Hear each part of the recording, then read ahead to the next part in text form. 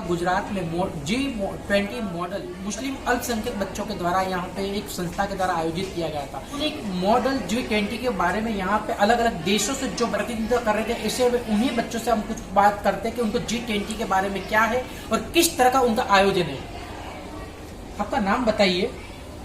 मेरा नाम कुमार अहमद, मैं इंडिया कंट्री को रिप्रेजेंट कर रहा हूँ। मैं इंडिया के बारे में इकोनॉमिक जो क्लाइमेट बेस्ड इकोनॉमिक है उसके बारे में बताने आया था कि एग्रीकल्चर, अगर इकोनॉमिक्स में क्लाइमेट में कुछ इधर उधर होता है तो एग्रीकल्चर में कैसे कैसे फ़र्क पड़ सकते हैं। अब मान लीजिए कि अगर क्लाइमेट में ज़्यादा गर्मी हो जाए या ड्रॉट पड़ जाए तो उससे फिर एग्रीकल्चर में सब सूखा पड़ सकता है और किसानों को दिक्कत हो सकती है।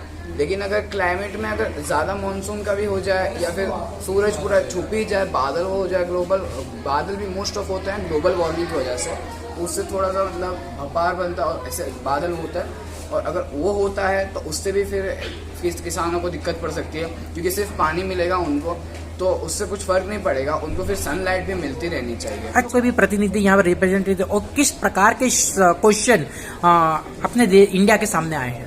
अब इंडिया के सामने आए थे कि आपका एग्रीकल्चर को आप मतलब कि कैसे करोगे, और फिर आपके इंडिया में U25 के जो पीपल हैं, यूथ जो चल रहा है उसमें सब एजुकेशन नहीं ले रहे और फिर उनको मिल क्यों नहीं रहा है एजुकेशन, और फिर क्या वो इंडस्ट्रीज में फिर आप ग्लोबल वार्मिंग कैसे कंट्रोल कर सकते हैं, ऐसे ही क्वेश्चन समाधान बताया।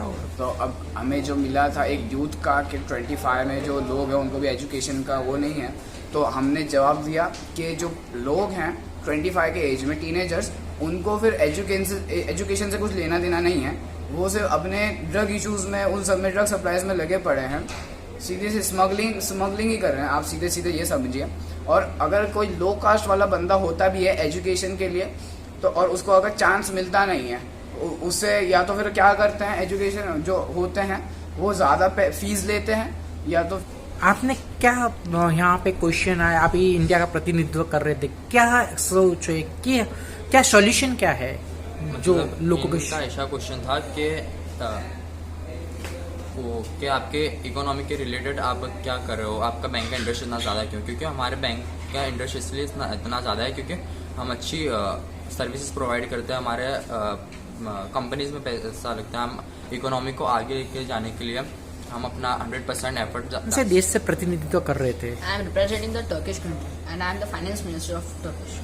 हाँ, क्या आपका प्रश्न था, क्या आपने यहाँ पे किस तरह का अपना रिप्रेजेंटेटिव आपने क्या बताया अपने देश की? हाँ, मैंने बताया कि टर्किश काफ़ी ब्यूटीफुल कंट्री है एंड काफ़ी अच्छी कंट्री है, और इस कम से कम पॉपुलेशन है, काफ़ी ज़्यादा पॉपुलेशन है, और एरिया भी काफ़ी है, और 3% उसका यूरोपियन कंट्रीज के पास है, और एशिया 93%। अच्छा, यहाँ पे जो क्राइम को लेके, अपराधों को लेके अन्य जो देश की तुलना में तुर्की के किस प्रकार का क्राइम है, किस प्रकार के ग्लोबल इश्यू का सामना कर रहे हैं? ग्लोबल इशू जैसे कि बहुत काफ़ी ज़्यादा हो रहा है आजकल, पूरे वर्ल्ड में ही हो रहा है, पर टर्किश थोड़ा मीडियमली, ऐसा कुछ ज़्यादा नहीं हो रहा टर्किश के। आज का जो G20 के तर्ज पर जो प्रोग्राम आयोजित किया गया, पूरा आपके परिचय दीजिए और किस संदर्भ में इस तरह का प्रोग्राम आयोजित किया है? मेरा नाम आशीष अली सैयद है और मैं इस इवेंट जो कि मॉडल G20 है इसका ऑर्गेनाइज़र हूँ। मॉडल G20 को ऑर्गेनाइज किया गया है मस्जिद वाल मूवमेंट के द्वारा, जो all India Muslim development council का एक तहरीक है। अच्छा, यहाँ G20 की तर्ज पे जो मॉडल G20 आयोजित किया गया, यहाँ अहमदाबाद की कितनी स्कूलों ने पार्टिसिपेट किया, कितने बच्चे यहाँ पे हाजिर रहे? अहमदाबाद की 4 स्कूलों ने पार्टिसिपेट किया है और एक इंस्टीट्यूट ने पार्टिसिपेट किया है, तो कुल मिलाकर 5 इंस्टीट्यूशन से पार्टिसिपेट कर रहे हैं और टोटल 120 बच्चों ने पार्टिसिपेट किया। किन देश से यहाँ पे, तो यहाँ पे जो बच्चों ने पार्टिसिपेट किया, कौन से ऑर्गेनाइज? 34 कंट्रीज के यहाँ पर बच्चे डेलीगेट्स बनकर आए हैं। उसके अंदर जो G20 की 20 कंट्रीज हैं वो, और जो इंडिया के पास प्रेसिडेंसी है तो इंडिया ने जो बाकी गेस्ट कंट्रीज बुलाए हैं उनके डेलीगेट्स आएंगे। कौन से महत्व के मुद्दे ये सामने आए और किस तरह के यहाँ सवाल जवाब में आपके ध्यान पर आए? तो यहाँ पर जो डिस्कशन हो रहा है उसको हमने 3 सेगमेंट्स में डिवाइड किया है, फाइनेंस ट्रैक, शेरपा ट्रैक और यूथ 20। फाइनेंस ट्रैक में हमने बच्चों को एजेंडा दिया था क्लाइमेट बेस्ड इकोनॉमी, कि वो उन चीज़ों पर डिस्कस करी कैसे अपनी कंट्री की इकोनॉमी को डेवलप किया जाए क्लाइमेट को ख़राब किए बिना।